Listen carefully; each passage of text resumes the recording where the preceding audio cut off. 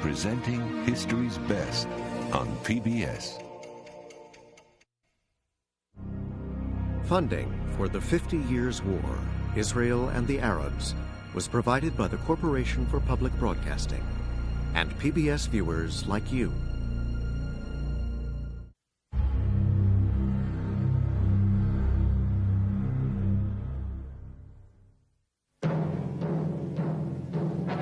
Trouble and death in the Middle East. The fighting erupted quickly when Syrians allegedly fired on Israeli farmers operating tractors. Israel used tanks, mortars, and aircraft to counterattack. Israeli Premier Levi Eshkol said, friendly foreign powers will understand the situation.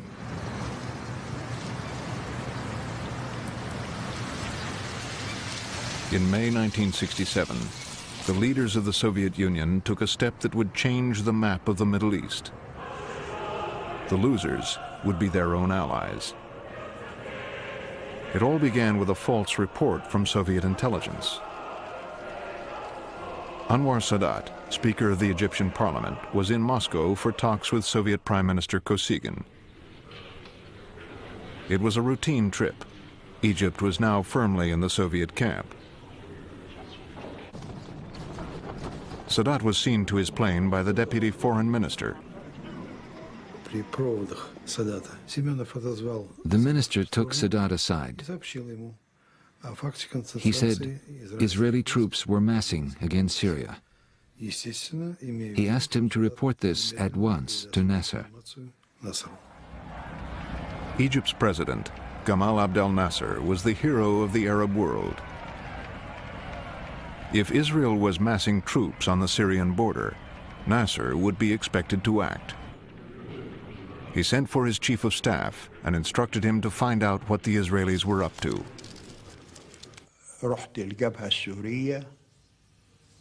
I went to the border between Syria and Israel. I found nothing unusual. So I asked to see the latest aerial photos of the border area. They showed me photos from the previous day and the day before that. I studied them, but I still found nothing.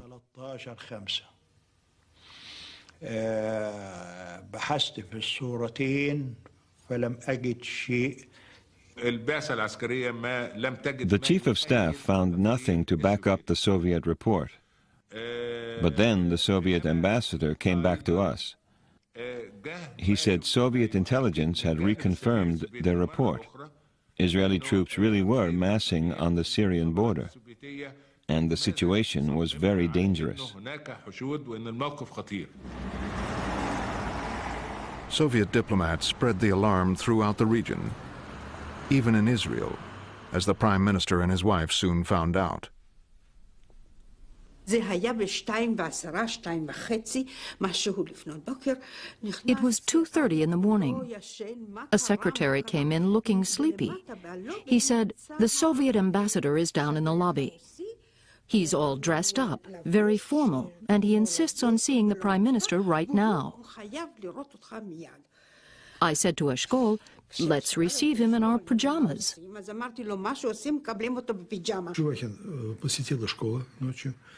Our ambassador gave Eshkol a telegram from Kosygin. Eshkol offered to go to Moscow to discuss the regional situation.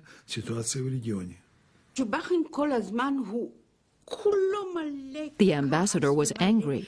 He said, "You are massing your troops in the north." Eshkol said, "We can go there now. We can go together to the Golan border. You'll see we haven't mobilized anything." The Soviet ambassador said, "No." At that time, Soviet leaders believed that America was on the run in Vietnam. Some in the Kremlin now sought to weaken America's influence in the Middle East, even at the risk of another regional war. Мы думали, что в политическом плане, даже если война закончится в ничью, We believed a war could bring us political gains. Even a stalemate could bring us benefits. Egypt had our backing, both political and military. We thought their forces would demonstrate the benefits of Soviet support. So we were confident that the balance of power in the Middle East would be altered by a localized war.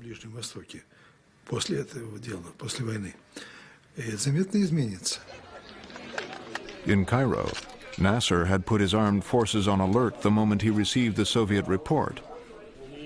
If Moscow's plan was to provoke a war, it seemed to be working.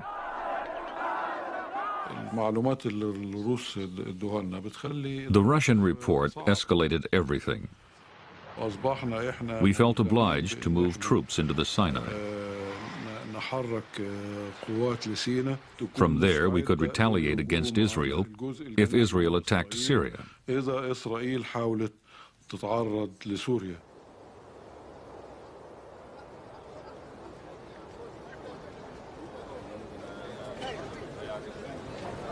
Abdul Nasser did not want a war with Israel. Abdul Nasser was thinking of his image in the Arab world. So he put on a show of strength using the armed forces. Marshal Amir wanted to attack Israel right away.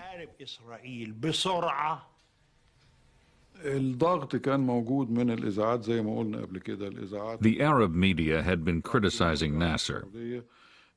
Some countries had accused Abdul Nasser of hiding behind the United Nations. Since the Suez War of 1956, United Nations troops had provided a buffer on the border between Egypt and Israel. Now Nasser ordered them out. The eyes of the world focused on a small harbor at the edge of the Sinai Desert, Sharm el-Sheikh.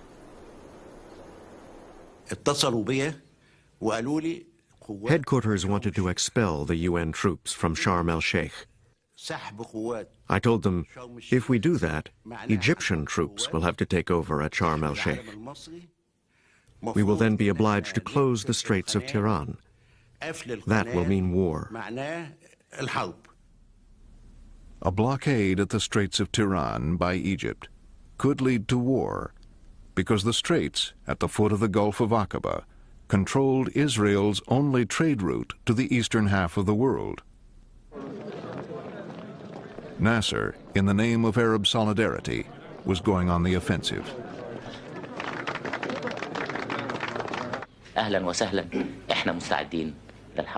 Our armed forces are ready for war. The Gulf of Aqaba belongs to Egypt. There is no way that we will allow Israeli ships to pass through. The Jews are threatening war. We tell them hello and welcome. We are ready for war. But there is no way we will give up our rights to the Gulf of Aqaba.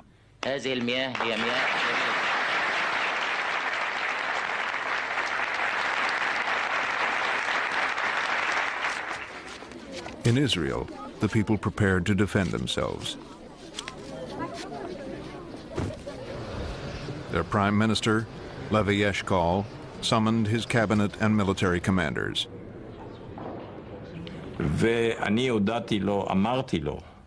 I told him, until now, I was not sure what was going to happen. But after the Egyptians closed the straits, I'm sure the situation will develop into a war. The straits are a casus belli for us, and I told him firmly that this will be their end. This will be their grave.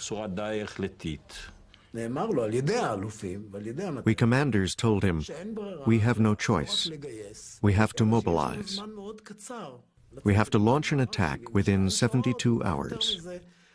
If we give the Egyptians more time, they will pack the Sinai with more and more divisions. The generals saw Israel becoming increasingly vulnerable. The Chief of Staff, General Rabin, was very worried. He smoked a great number of cigarettes, and he ate nearly all the nuts and raisins in the little basket there.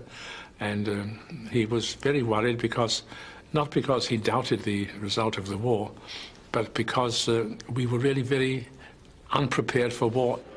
Rabin asked Abba Eban for a diplomatic solution. Rabin had said we were really not prepared for war. And second, there should still be some attempt to avoid it by exercising warnings and pressures upon the Egyptians. And then Mr. Eshkol sent me a note saying, "What are you doing here?" Prime Minister Eshkol dispatched Abba Eban to seek the help of Israel's key allies. He wanted an international fleet to keep the straits open to prevent war. I've been asked by my government to explore what these governments intend to do in order to reopen this international waterway to a situation of law. What do you want the United States to do, sir? Well, I've come here really to find out what the United States intends to do.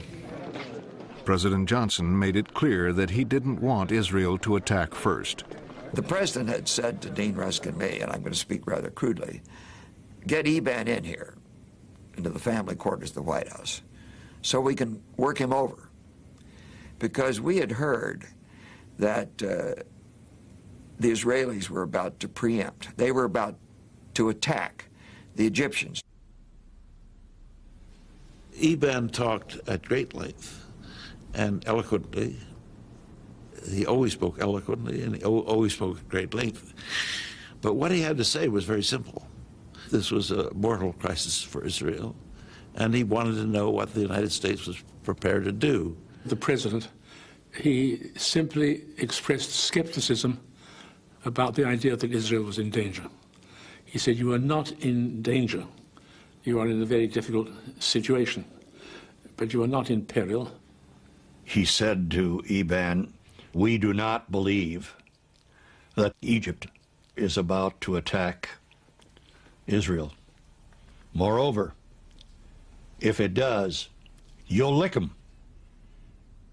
To make the point, President Johnson asked for the Defense Department's assessment of the likely outcome of a Middle East war.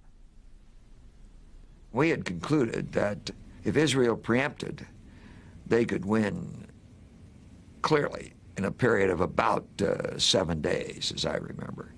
We had also estimated that if they did not preempt and Egypt attacked first, that it would take somewhat longer, perhaps 10 to 14 days. Then the president took out a piece of paper and started reading from it as though this was some kind of a sacred text. And what this document said was, Israel will not be alone unless it decides to be alone. If you go alone, you'll stand alone. That was a very cold-blooded statement. We will not come to your defense if you preempt. We cannot come to your defense if you preempt. As Israel received its warning in the White House, an Egyptian delegation was heading towards the Kremlin. We didn't even see Moscow. We were driven in cars with the curtains drawn, straight into the Kremlin. The Egyptians were self-assured. Shams Badran exuded confidence. He said that if war came, the Egyptian military could handle it. In fact, he described the army like a wild horse, raring to go. But the Soviets warned the Egyptians not to be seen as the aggressors. Prime Minister Kosygin said, "Tell Nasser, if he strikes first, he will escalate the conflict. He will provoke the superpowers. America will not stand aside." I said, "We understand, but closing the straits isn't an attack on America." The Soviets made it clear they meant what they said. We asked about the arms contracts we had with them. We asked if they would hurry things up, especially some spare parts we needed for our planes. We could have taken them with us in a bag. They were always asking for arms. Every high-level delegation would ask for arms, including Badran. They did not refuse to supply the arms, they just claimed they had none. I was really shocked. I thought, how can our Soviet friends treat us like this? War was at our doorstep. Nasser got the message. The Soviets would back him only if he did not appear to be the aggressor. His commanders were instructed to stay on the defensive, ready to absorb an Israeli attack. The Air Force chief jumped up. He said, "It will be crippling." He said, "Mr. President, the first strike will be crippling." He said it in English. He meant that a first strike by Israel would cripple our Air Force. The commander-in-chief told him, "If you let them strike first, you will fight only Israel. But if you strike first, you will have to fight Israel and America."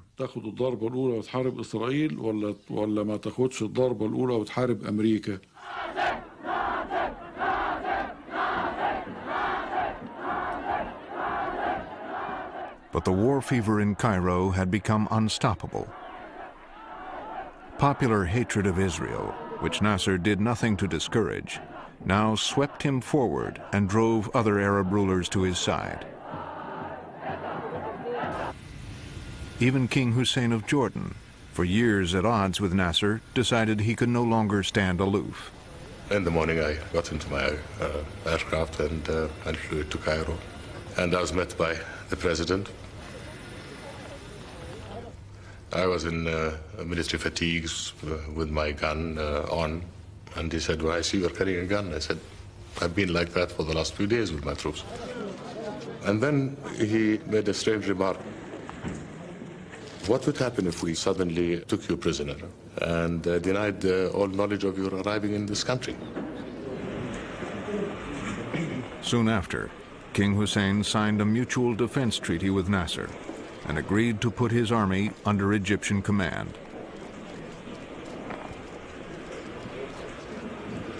We were on the verge of a war.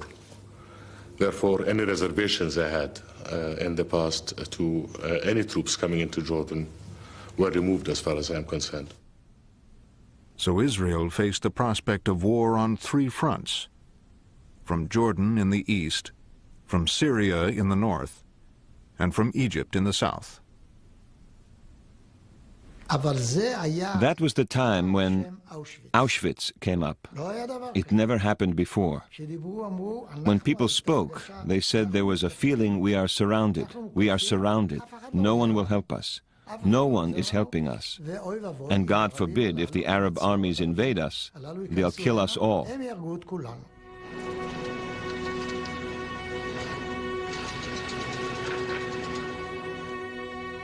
By this point, Israel had been mobilized for more than 2 weeks.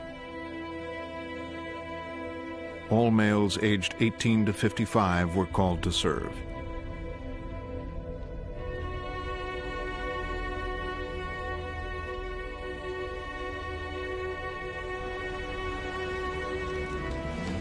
Most vehicles were requisitioned. Most factories closed. Israel could not stay fully mobilized for long. But still, Prime Minister Eshkol waited for the international community to do something. He came to military headquarters to remind his generals of America's warning. Israel must not go it alone. He told us that they were making diplomatic efforts in the US and Europe. They were trying to reach a deal with Nasser. It made no sense to us. Flanked by Rabin, Eshkol found himself surrounded by generals insisting on a preemptive strike. General Peled was usually pretty quiet. Now he was shouting. He was actually shrieking. "Why do you hesitate? Why are you afraid?"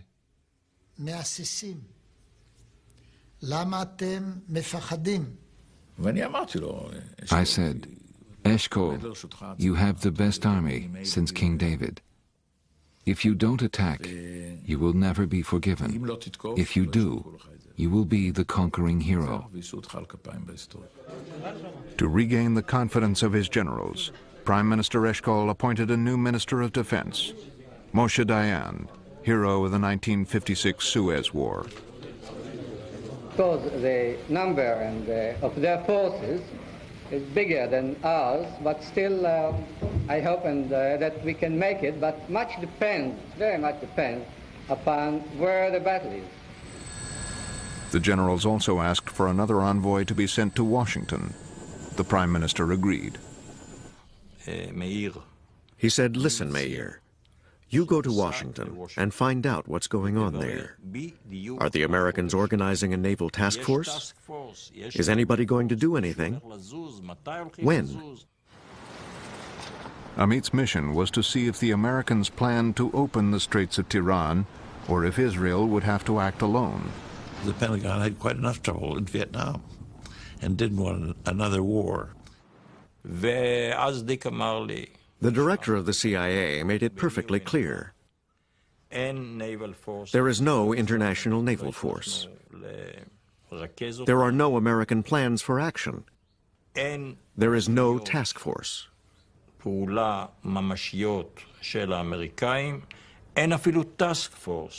the head of the Mossad, Israel's intelligence agency, called on the Secretary of Defense. I said to him, "You know our situation. I am here on the instruction of my Prime Minister." He was doing most of the talking. I did ask one or two questions. At the meeting, I realized that America, because of Vietnam, was unwilling to act alone, and they did not succeed in organizing the international naval force. Also, Eisenhower made a commitment to Israel about the Straits in 1956, so America would no longer oppose Israel acting on its own. I was friendly during my discussion and friendly as he left, but he didn't ask for answers, he got no answers. Amit raced back to Israel to report to the Prime Minister and the Cabinet not to expect international help. I gave a detailed account of my trip to Washington, and I said, "I recommend we launch the war as soon as possible." Not one of the ministers disagreed.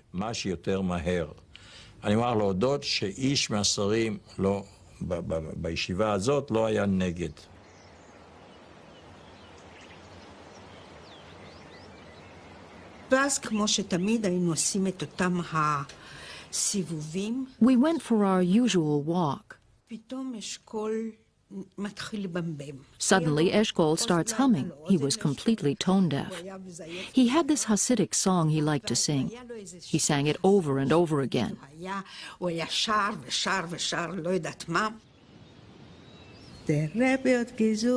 The rabbi has told us to enjoy ourselves because hard times are coming.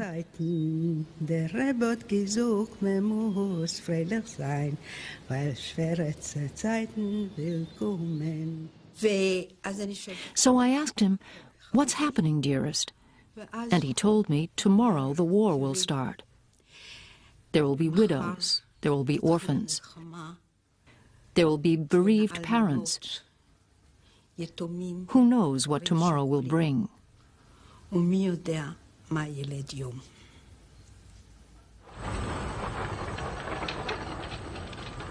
generals chose the morning of June 5th for the attack.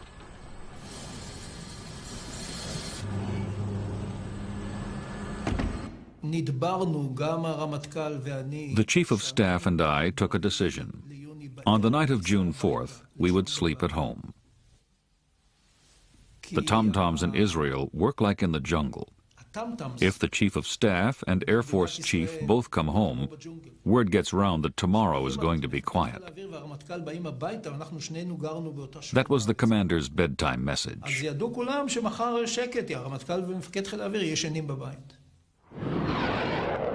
Leaving behind only 12 fighters to defend Israel, 180 aircraft took off for Egypt.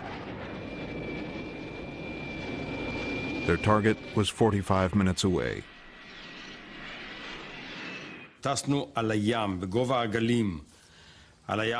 We observed total radio silence. We flew at the height of the waves for about 15 minutes. We flew low over the sand dunes. We crossed the Suez Canal at Kantara and entered the delta. As we flew over the delta, farmers waved to us. They probably thought we were Egyptian. Most of the Israeli squadrons flew out to sea far to the west. They had extra fuel tanks to enable them to approach Egypt's air bases from an unexpected direction. That was the longest 45 minutes in my life. The hands on my watch didn't seem to move. They went very slowly. As the Israeli bombers approached their targets, the Egyptians received a coded message from Jordan. They spotted Israeli planes heading towards us. So they sent us a signal from their radar base to warn us. The signal was in code. Our codes had changed the day before, and we had real trouble decoding it. The Ministry of Defense asked the air defense people what they had done with the signal they had received. It had the code word grape. They replied, "What signal?" At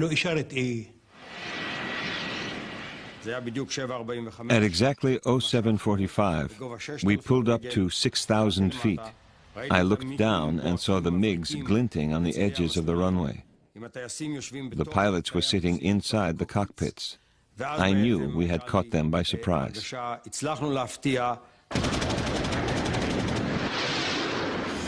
The Israelis began their attack by destroying the runways to prevent the Egyptian aircraft from taking off.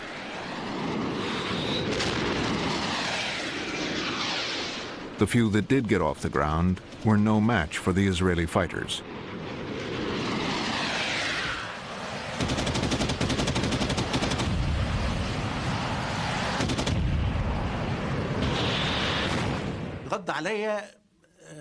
I got a call from one of the Air Force chiefs. He said, "Nofel." I said, "Yes, sir." He said, "Our airfields are being attacked." I said, "What the hell are you talking about?" He said, "Our airfields are being attacked." I said, "Our airfields?" He said, "The airfields in the Sinai are being attacked." I said, "All the Sinai airfields? Tell me it's not true." And he said, "Believe me, all the airfields are being attacked." I hung up. The phone rang again. It was another commander. He said, "We're being attacked." So I said to myself, well, something must be going on. But I was all alone. He was alone because the head of the Egyptian armed forces, Marshal Amer, had left with the Minister of War and his top brass to inspect their positions in the Sinai.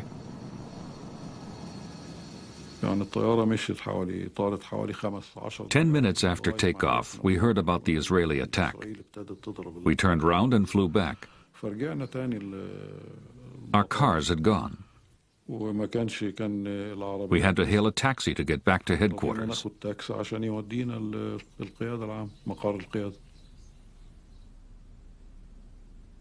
By the time Marshal Amer's taxi got him back to headquarters, Egypt's Air Force was destroyed.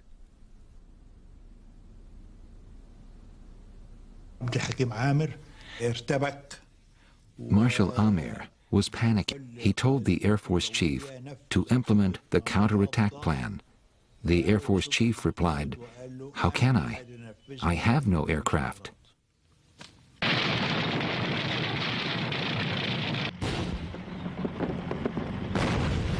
In the Sinai, Egypt had 3 times as many tanks as Israel, but with no air cover, their situation was dire. Marshal Amer told me, "Draw up a plan of retreat. Bring the troops back across the canal." Marshal Amer had been a close friend of President Nasser for more than 20 years. They had fought together as young officers. Together they had planned the coup which brought down the Egyptian monarchy. Now the defeated president phoned his defeated army commander. I was the only other person there. Amer was in tears. He was calling Nasser by his first name. He said, "Let me bring our boys back safely, Gamal." When he put the phone down, I asked, "Why are you crying?" He told me Nasser had said, "Forgive me, Hakim. I caused this catastrophe. Forgive me, Hakim." Abdul Nasser had been crying too. Marshal Amer didn't wait for his chief of staff to plan a retreat. He simply picked up the phone and gave the order himself.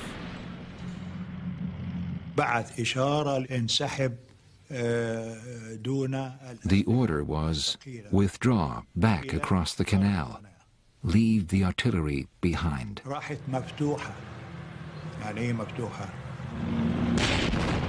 Marshal Amer's order was a disaster. With no plan, his retreating units could not protect each other.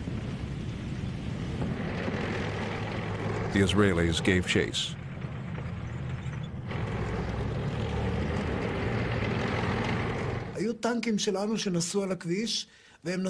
Our tanks had Egyptian tanks in front and behind them. We attacked them from the ground and from the air. Thousands were destroyed. They were all burning. It was a terrible sight. 338 Israelis were killed. But the Egyptian dead numbered 15,000.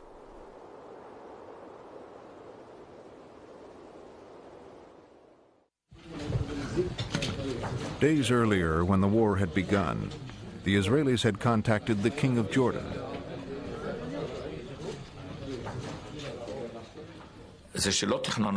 We did not plan to take Jerusalem or the West Bank. We did not plan to take the Golan. On the 5th, we sent a telegram through the Americans to King Hussein, telling him that the war was between us and the Egyptians.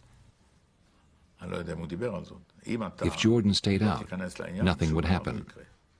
But at about 10:30, he started shelling Jerusalem.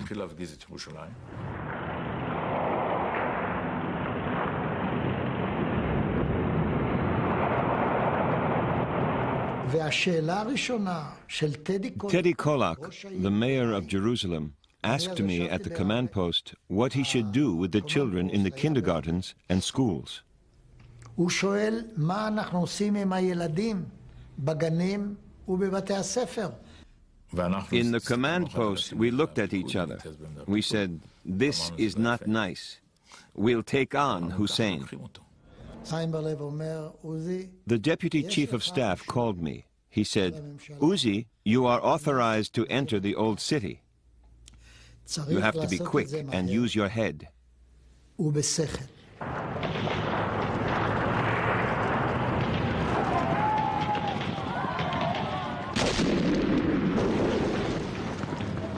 It took the Israelis 10 hours of bitter street fighting to defeat the Jordan Legion soldiers defending the old city.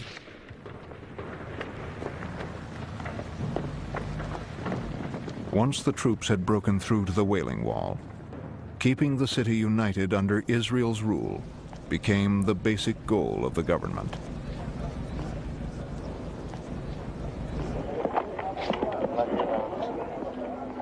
When the battle ended, Jordan had lost not only the old city, but all the land on the west bank of the Jordan River. I went out to the front and I could see people crossing over in small groups, very tired. You know, all the years that I spent since 1953 trying to build that country and build that army, all the pride, all the hopes, I saw it just destroyed. I never received a more crushing blow than that.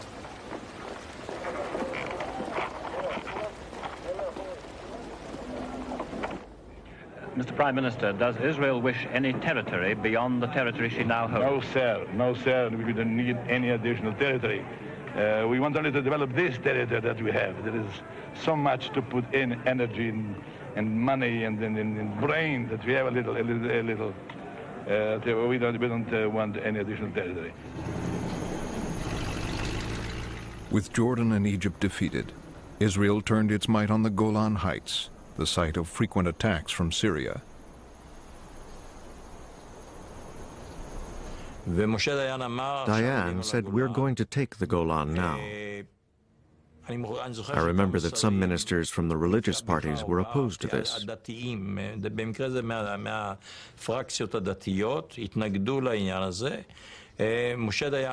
Dayan was adamant. He said, "We're not going to lose time. I've delayed it this long because we wanted to finish with the Egyptians and Jordanians." We threw everything we had at the Golan Heights. In 12 hours, we dropped more bombs on the Golan than we had on all the Egyptian airfields.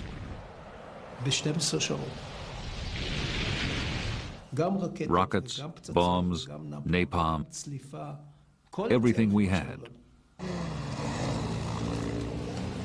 The whole war had been sparked by a false Soviet report of a threat to Syria. Now that Israel was actually attacking Syria, the Soviets were forced to react. Word came through the hotline was up, and I didn't know what it was about because I thought that the war was pretty well over. Nevertheless, I went back immediately to the White House. The usual suspects were there, McNamara and the rest. And we had a rather hairy message from the Russians. The Soviets made very clear they would intervene militarily.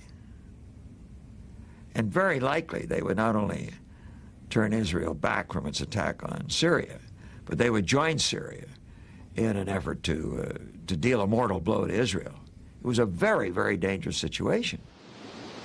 The Soviets did not seem to be bluffing. Strategic Bomber Command in the Ukraine had received orders to prepare 4 squadrons to fly to the battle zone. It was all arranged in a great hurry. We were given strict instructions not to suffer any casualties. The loss of even one Soviet aircraft would betray our involvement.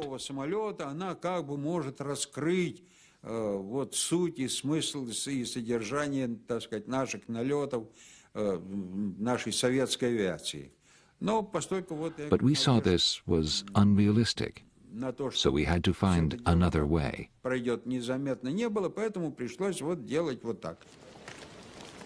The pilots were then ordered to leave behind all identification. Their planes were to be repainted in Egyptian colors. Our red stars are only one color, red. But it turned out that now we needed 4 different colors. I remember green and black and something else, maybe red. But we didn't have the right colors. So that caused a lot of fuss. In the White House Situation Room, President Johnson and his staff worked out their response to the Soviet ultimatum. The president sent a message over the hotline telling the Kremlin that he was using every means to get the Israelis to stop the war. This was not strictly true. Although he could have phoned the Israeli Prime Minister directly, he phoned the Israeli ambassador to the UN instead. United States Ambassador Goldberg asked me to come out into the lobby and to say to me, you must immediately announce that the fighting is over. This was not within the Israeli ambassador's power, so he asked his boss, Abba Eban, to phone the Prime Minister. But Eshkol was with his generals on the Golan Heights. Suddenly, Abba Eban calls and says, "Tell Eshkol to stop the war. We're under terrible pressure here at the United Nations." Then Eshkol calls me and he says, "This Golan is absolutely fantastic. The view is wonderful." He waxes lyrical about it. And I tell him, "Eshkol, listen, Eban wants you to stop the war. He can't take the pressure." He said, I can't hear you. What do you mean you can't hear me? I'm telling you in Iban's exact words. He says, I can't hear you, I can't hear you. It's a bad line, it's a bad line. I'll come home and then we'll talk. And then I understood. They wanted time to conquer some more kilometers. The Israelis pressed on into the Golan and encountered no Soviet forces because President Johnson had raised the stakes. He asked McNamara what distance from the Syrian coast the fleet, American fleet, was at the time, and he said 100 miles. It was steaming toward Gibraltar on a training exercise. We turned it around. And the president said, move them to within 50 miles, knowing that the fleet was shadowed by Soviet electronic ships, and they would know them directly. That was also part of the message. So our secret invasion by the back door never happened. Thank God for that.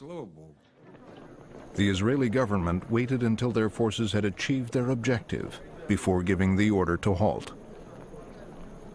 A colleague of mine from Foreign Ministry in Jerusalem called me to give me the text of an agreed statement on ceasefire.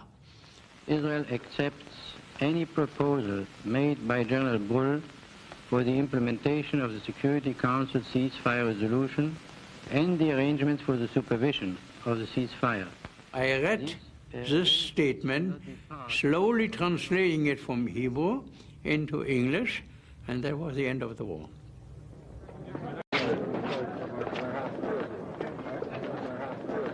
In 6 days, the armed forces had quadrupled the territory Israel controlled. From Syria, they had taken the Golan Heights. From Jordan, the West Bank and the Old City of Jerusalem. From Egypt, Gaza and the Sinai. With so much land to trade, Israel had its best chance ever for peace.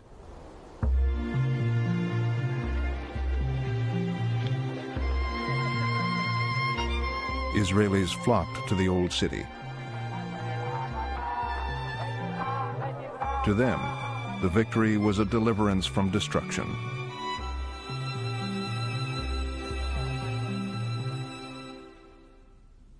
The Israeli cabinet was determined to hold on to Jerusalem and, for the time being, the West Bank.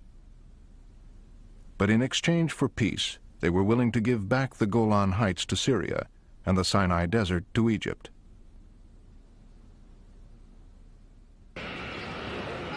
The foreign minister told the Americans of Israel's offer.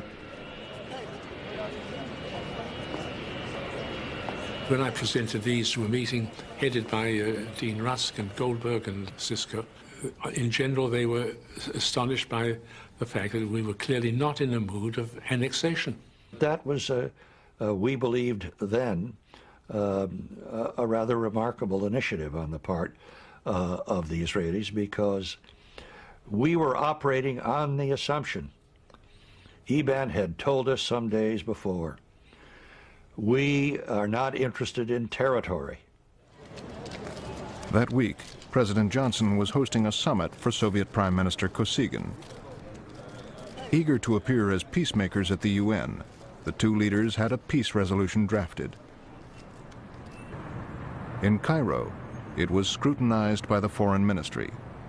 This was another turning point in the Arab-Israeli conflict.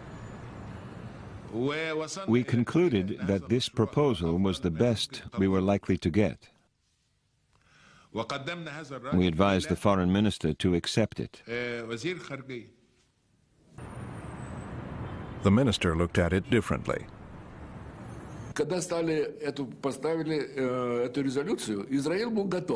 When the resolution was proposed, Israel was ready to accept it.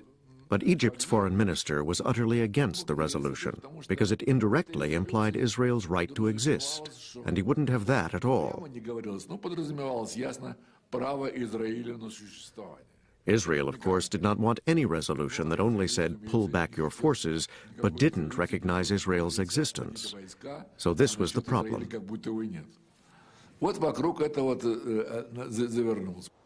But recognizing Israel was not on Nasser's agenda. Following Egypt's defeat, he had more immediate problems at home. Abdul Nasser said, "We've lost. There is no point in staying on. I shall resign."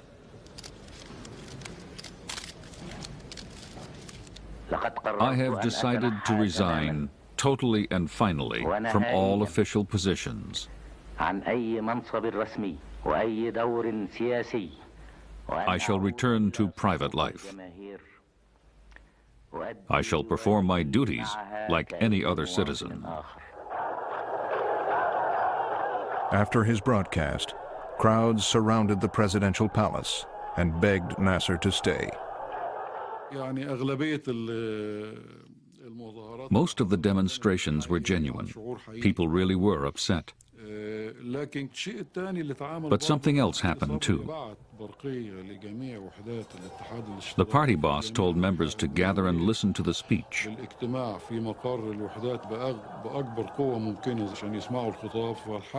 After the speech, they took to the streets and chanted, "We want Nasser, no leader but Nasser." Nasser stayed on as president. His old friend Marshal Amer became the scapegoat. He refused to resign, so Nasser had him arrested. He died in custody. It was said in Cairo he was suicided. Shortly after, Nasser rejected the Soviet-American peace plan. Nasser could not bring himself to accept the peace plan. He was a hero to the Arabs. He couldn't be seen negotiating with the Israelis. 3 months later, Arab leaders met to formulate a unified policy towards Israel. Nasser, still the idol of the Arab world, was subdued. I found him a different man. I noticed from the outset that he felt a great sense of guilt. The Arabs agreed to reject any compromise with Israel. The decision by the Arab countries not to negotiate with Israel, not to make peace with Israel, and not to recognize Israel. With no recognition, no negotiation, and no peace, it was only a matter of time before war would break out again.